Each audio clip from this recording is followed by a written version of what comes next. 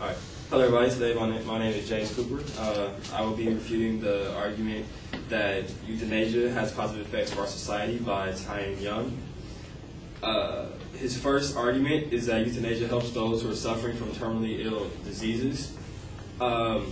He says that they will live in pain until they die if they don't receive euthanasia.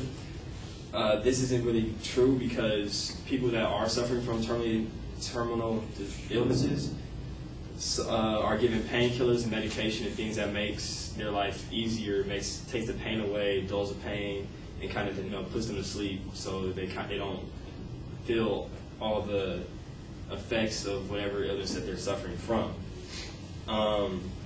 He also says that the people that are suffering from the illness don't want to put their family through pain or the burden of seeing them suffer.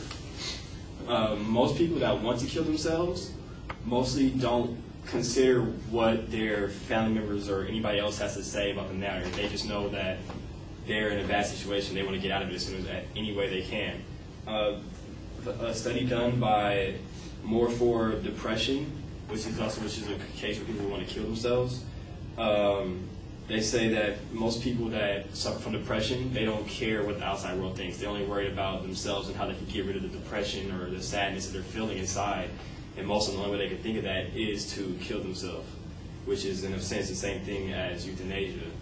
But it still would have a bad effect on their family members and friends because the family members and friends don't want to see them die, and seeing them die is going to hurt them. His second argument is that terminal patients use healthcare funds. He says that it could cost up to $100,000 to take care of a patient, to keep a terminally ill patient alive for a few months. Even though this seems like a lot of money, it's very deceiving because euthanasia can lead to a loss in health care for the poor who cannot afford it. In Oregon, they passed Measure 18, which made euthanasia legal and allowed for people to, through certain measures, partake in euthanasia. Within 18 months of this law being passed, the governor announced that there would be a 35% cut in health care for people who couldn't afford it, for the state health care system. So, because of the fact that euthanasia was passed, they decided to cut up to 35% of health care, which would give over 300,000 citizens health care to survive things that may not be terminally ill, that they could survive. Which, in this case, they just push people aside and say, oh, they're not going to survive, so we'll just pass them on to euthanasia so they can just get them in and out and save money, basically. His third argument is that euthanasia benefits the family.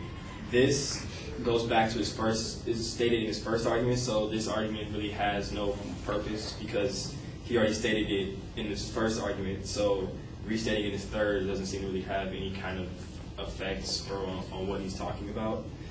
So, in conclusion, his first argument is that euthanasia helps people who are suffering from an illness. It doesn't really help them. It could just end their life sooner than they probably want to, or something like in that sense. His second argument is that terminal patients use up healthcare funds.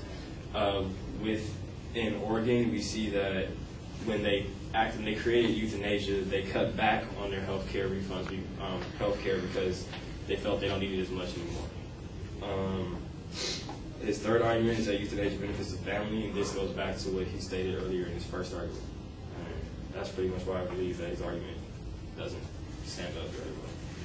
Thank you.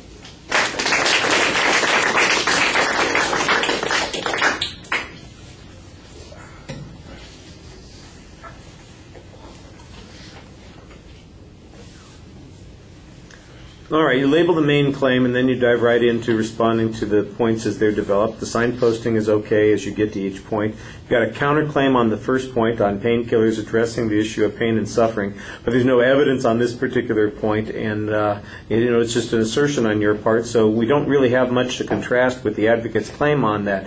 You also suggest that people at this point are really self-centered, and so they're going to do whatever they want to do for themselves regardless of what their families need or think.